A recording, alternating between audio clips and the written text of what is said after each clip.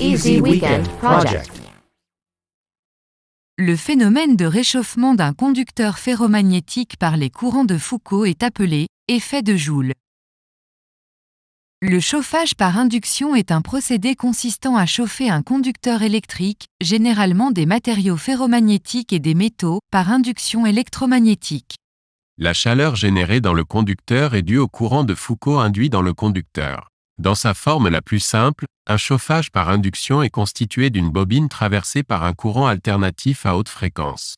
Ce courant alternatif à haute fréquence crée un champ magnétique alternatif rapide qui provoque des courants de Foucault dans le conducteur. Les courants de Foucault sont responsables de l'échauffement du conducteur. Plus la résistance au passage du courant est élevée, plus l'échauffement est important. Ce phénomène de réchauffement du conducteur par les courants de Foucault est appelé effet Joule.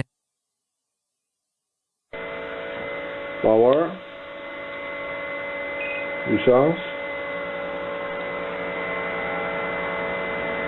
Ça chauffe instantanément.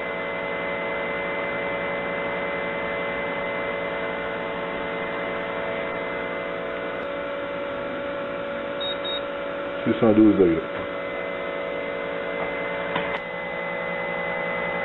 Ça bougeait assez rapidement. C'est un shaft 3/8 de pouce en acier trempé.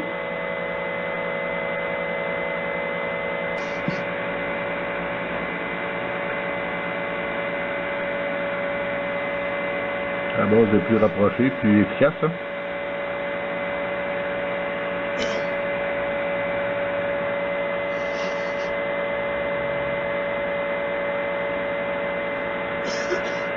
C'est 18 ampères, 44 volts. Il commence à quasiment blanchir. Il va presque fondre. On voit la température de cette partie-là.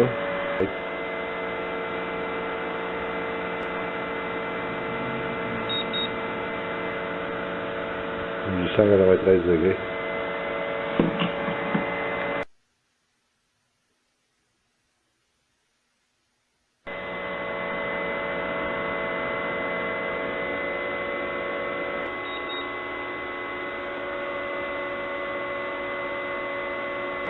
Il est chaud, pas de près.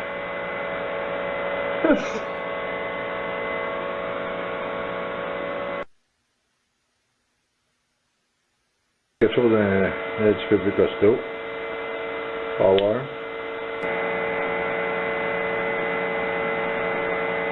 On commence à faire là.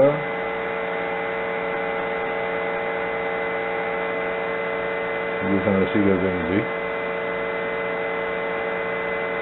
Il ne faut pas respirer ce que ça dégage, c'est très toxique. On commence à voir la couleur apparaître.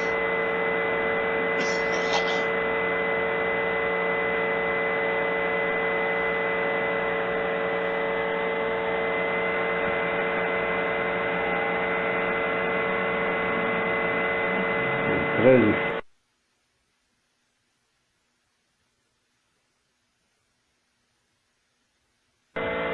Bon, on va tenter de faire chauffer une pine en acier de 3/4 de pouce. Une pine massive en acier. On commence à bouger.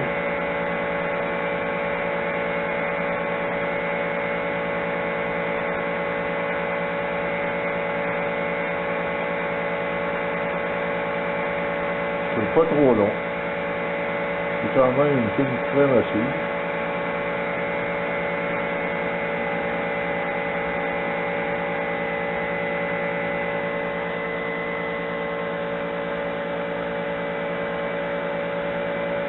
Lorsque le métal chauffe, lorsqu'il rougit, il demande moins de puissance. Les électrons circulent plus librement. Et que le métal est déjà chaud, il y a moins de résistance.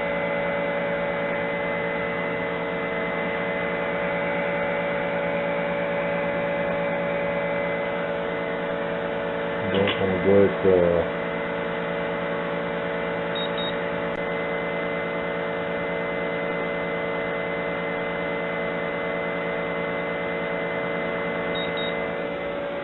On est actuellement à 671 degrés Fahrenheit.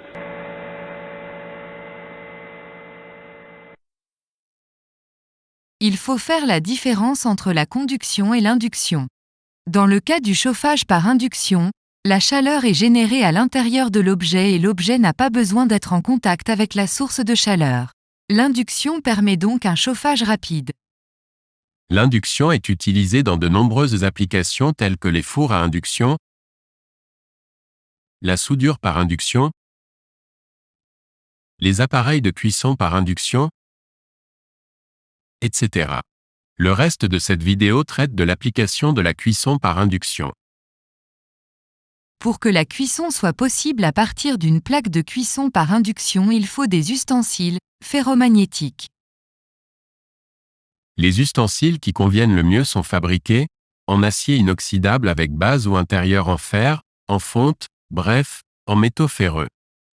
Il faut des poêles ou des casseroles compatibles avec la cuisson par induction. Les ustensiles qui ne conviennent pas sont ceux fabriqués en céramique, en verre thermorésistant, poterie, cuivre, aluminium, avec des pieds ou le fond bombé, ou encore dont le diamètre du fond est inférieur à 16 cm.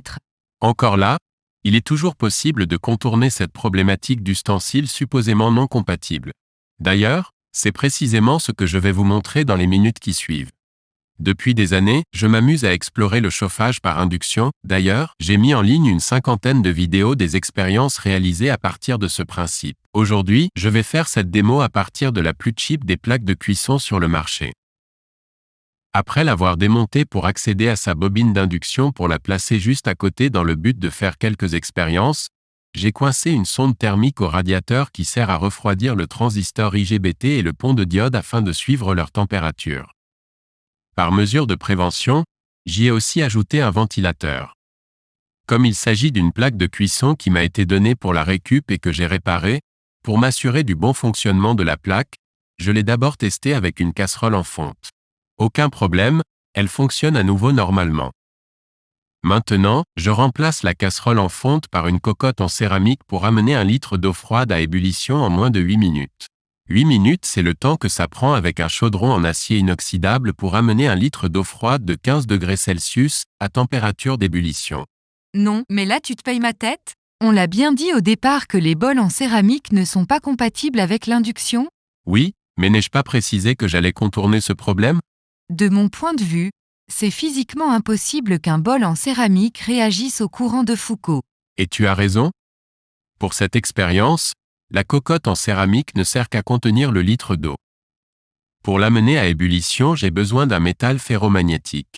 Ici, je découpe une grille perforée en nid d'abeille, en acier inoxydable, d'un diamètre de 16,5 cm et d'une épaisseur de 2 mm. Juste de la bonne dimension pour la placer au fond de la cocotte. Puis, je mesure 1 litre d'eau provenant du robinet et le transvide dans la cocotte et prélève la température de départ. Elle est à 14,6 degrés Celsius.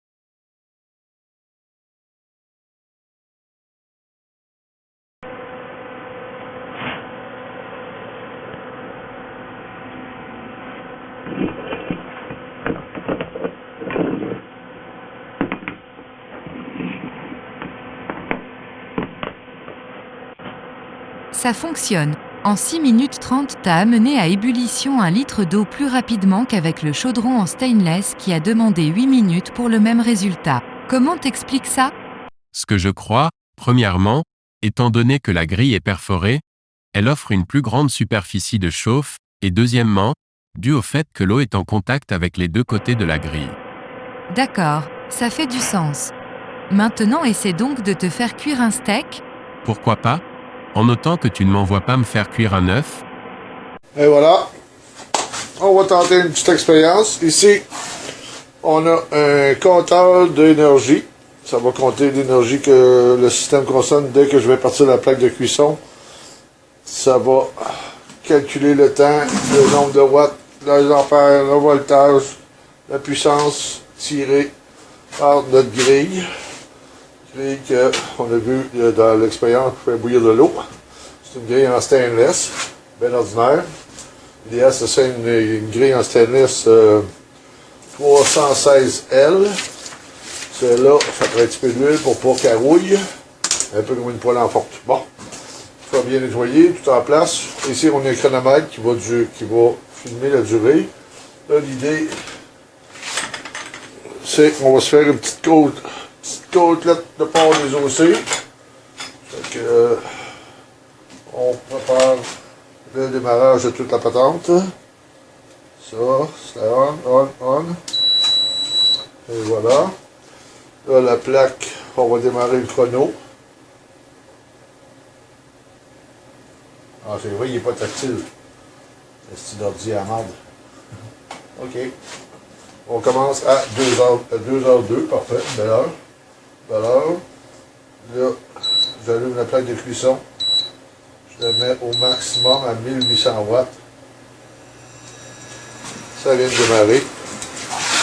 Là, on peut voir ici la tension.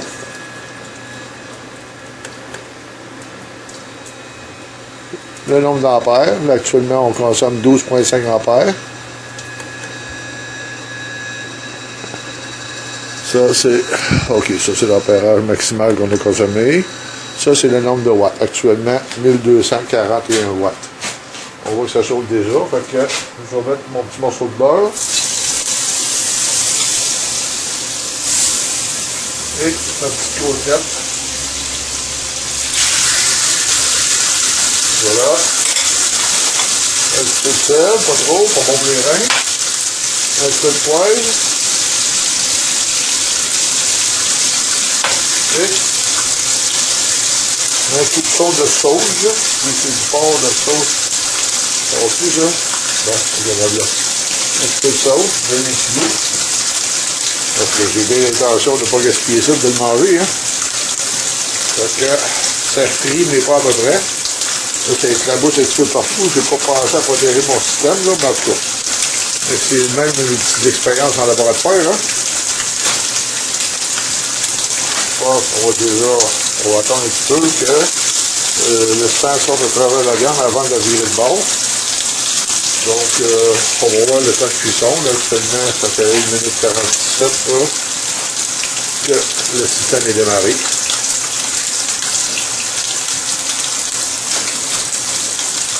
C'est peut-être un peu fort. On devrait peut-être réduire un peu, là. Pour avoir saisir un steak. On va me réduire ça à 1000 watts, je pense, tout à fait. Elle a baissé la consommation à 980 watts, mettons. 979. C'est une assiette empirique, bien entendu, ça résiste à la température. Oh.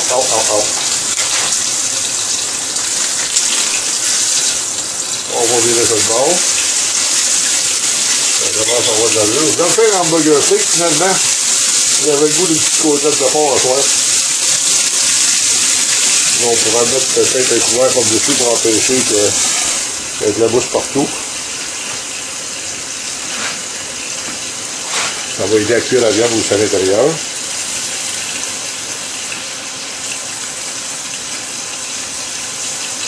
Là, ça fait 3 minutes là, que le système est démarré.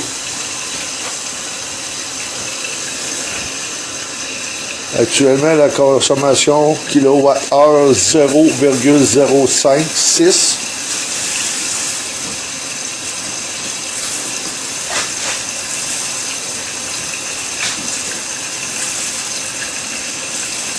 Peut-être que je protège un peu mon tire-pied.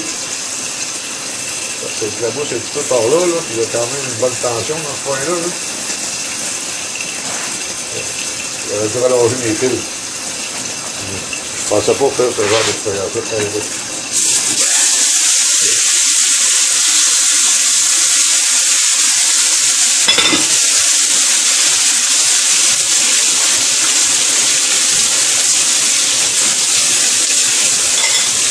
On va laisser le sel de bord aussi.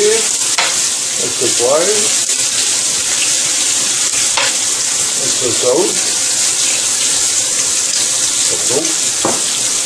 À l'église, la sauce, hein, ça sache les mauvais esprits.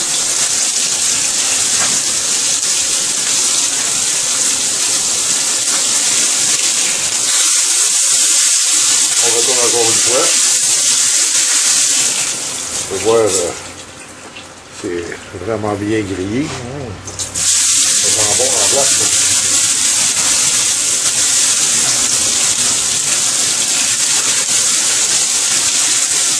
Juste, j'ai le droit de refaire baisser encore, hein. On va relancer ça encore, on va mettre ça à 5 ans, 15 ans par masse. 5 cuisons, de toute façon. On va le couper au centre pour voir si c'est plus bon à bord. Non, absolument pas.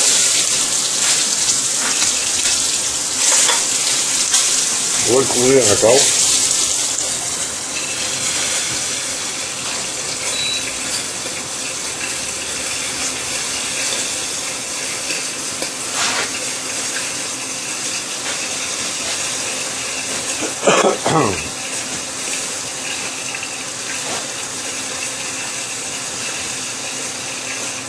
C'est le calme dans le labo.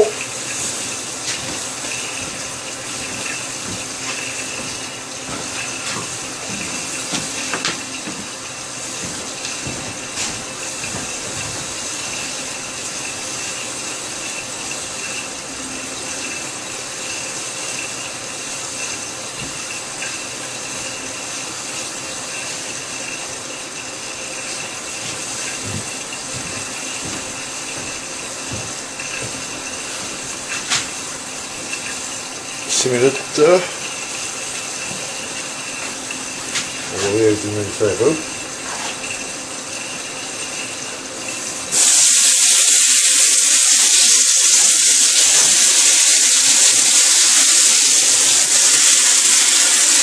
Ah, là, c'est bien plus, là. On va démanquer le pain. Ah, parfait, ça. Comme je l'aime. Alors, dans le petit coup de bord là. Une petite minute. On peut éteindre on va éteindre le système. Ça va finir de cuire par le petit fond d'huile, la chaleur qu'il y a dans le plat.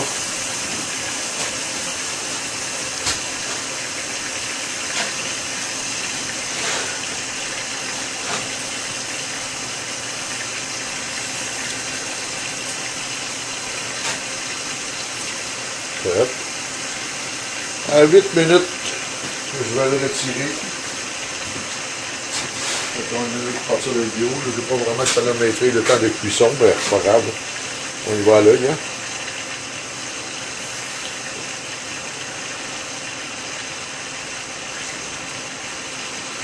Ça frétille encore. Ça reste chaud longtemps. Il y a une assiette de PX. Hein?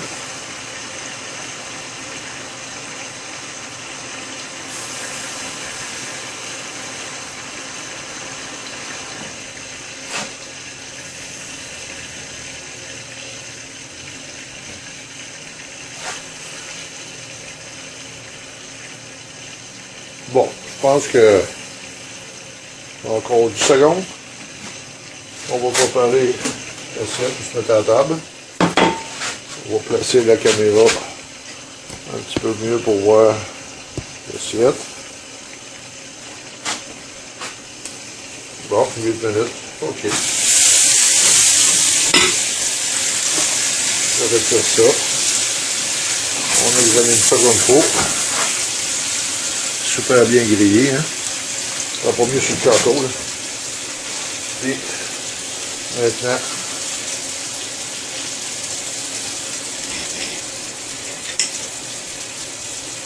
l'intérieur. Très bien cuit. Moi, comme ça, j'aime ça. Puis, je vais y goûter. De toute façon, je vais plus que le goûter, je le mange. Là, c'est chaud un peu.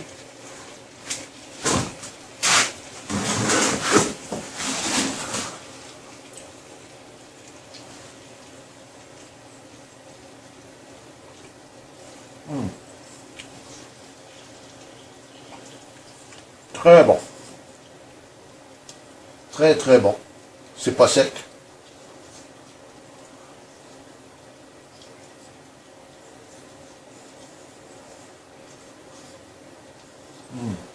Vraiment.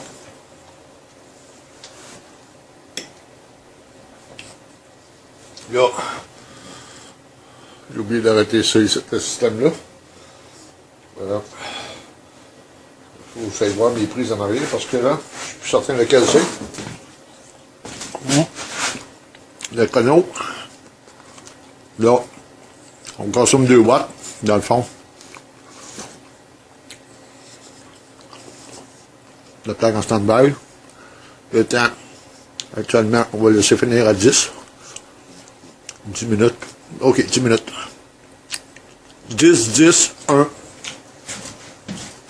Je vais juste m'assurer que je ferme la bonne switch. Et voilà.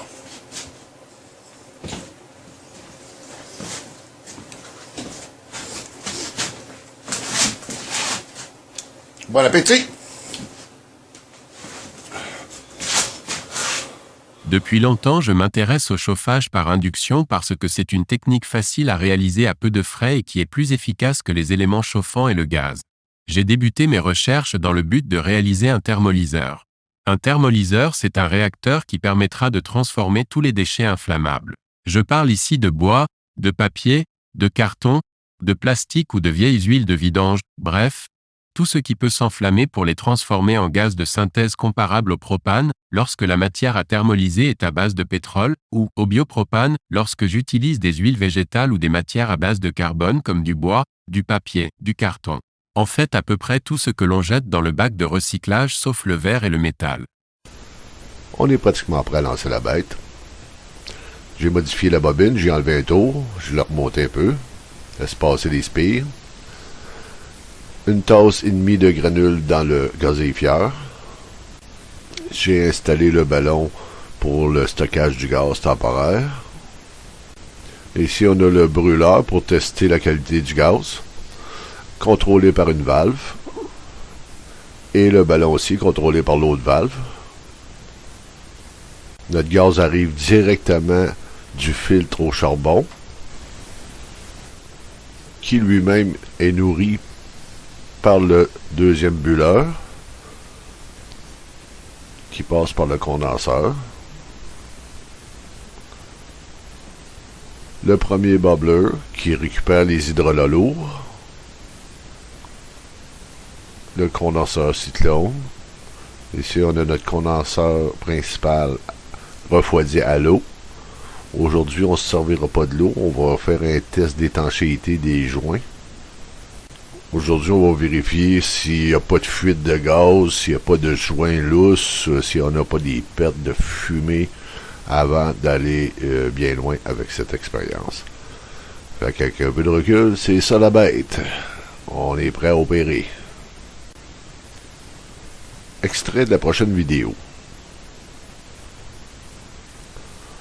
On va voir la qualité du gaz produit par une tasse et demie de granules de bois.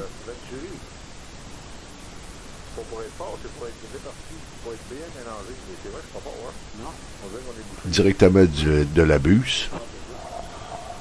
On peut voir la qualité, la pureté de la flamme. C'est incroyable.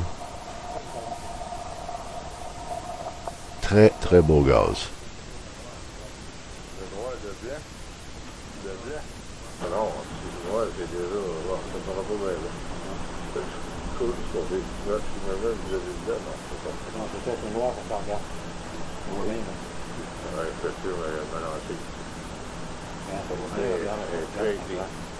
En noirceur.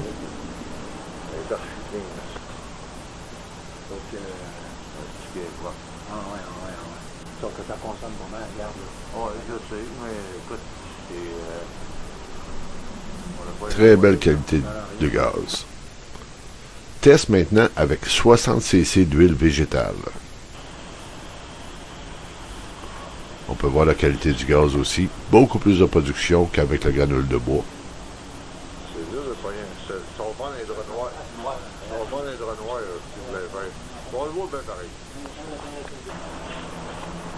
Ah oui, ah oui, ah oui, ah oui.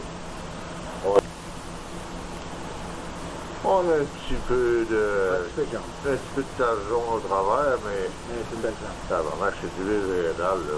Ouais, on parle, là. Puis la ballonne ne baisse pas encore, là. Puis on a rien qu'une... Non, elle baisse pas. Puis on a juste une... On a pas fini, on a pas fini. Mais c'est une belle plante. Là, je veux savoir, voir, ça va descendre vite, là. Un asti de belle plante. Ouais, là, on voit bien, là. Un petit peu de jaune. Un petit peu de jaune, là.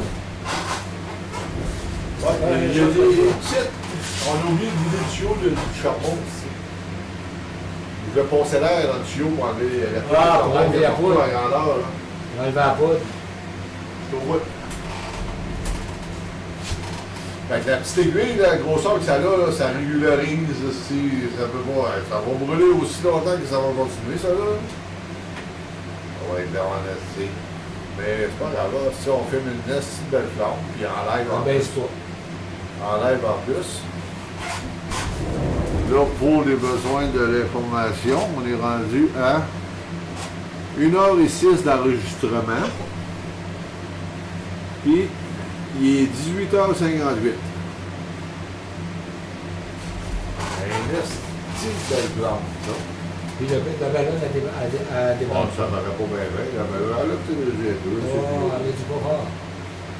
C'est sûr, on va réduire. Si le bas, je pense qu'on consomme plus qu'on produit, là. Penses-tu? Ah oui, c'est sûr. C'est sûr aussi. Mais encore Oui, on là. arrive à la fin, là, tu vois, il y a moins. Elle a pris la moins d'âme.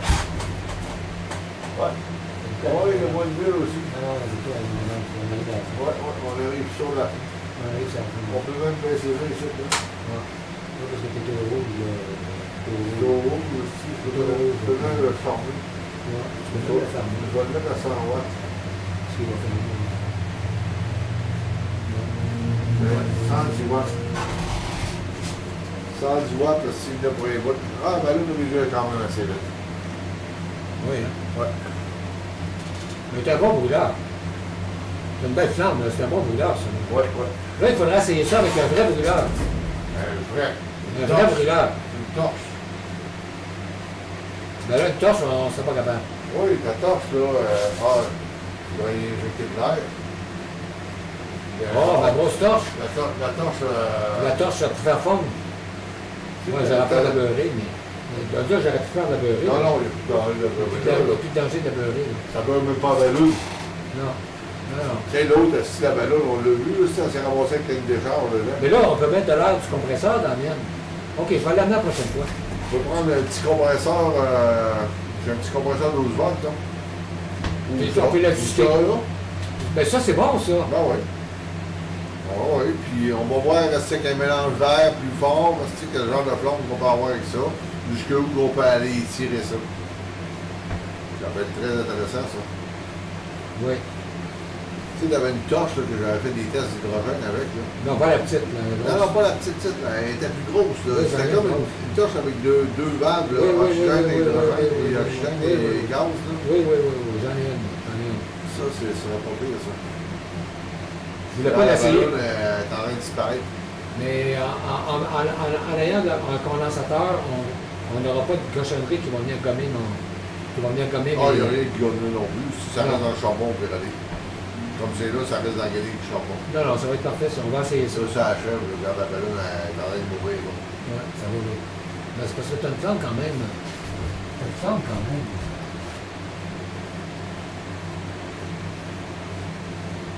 Si on avait plus de pression, elle se rappelle pareil ici. Hein. Mais ça, de la pression, ouais. Essaye d'en faire un peu plus parce que ça régularise le venturi. Ça, c'est de la poudre de charbon qu'il y a dans le tuyau. Ouais, regarde, je note. Ça, c'est de la poudre de charbon. On s'en va le début, là, ce qui est resté dedans. Ouais, tu vois, ça garde, elle commence à ne plus rien. Ça, Ça arrive à la fin. Ça, c'est la cochonnerie de la... J'arrive à la fin. Ça finit. Comme ça. Ah, il est là, non, là, c'est allumé.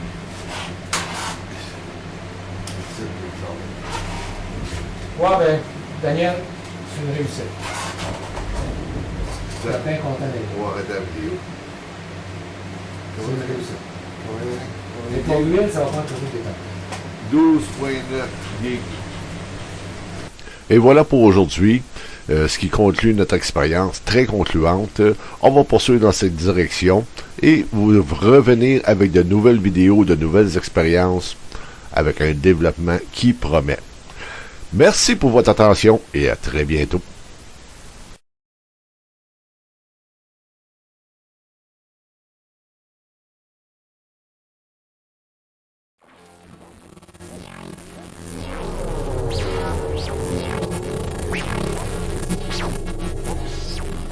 Easy Weekend Project.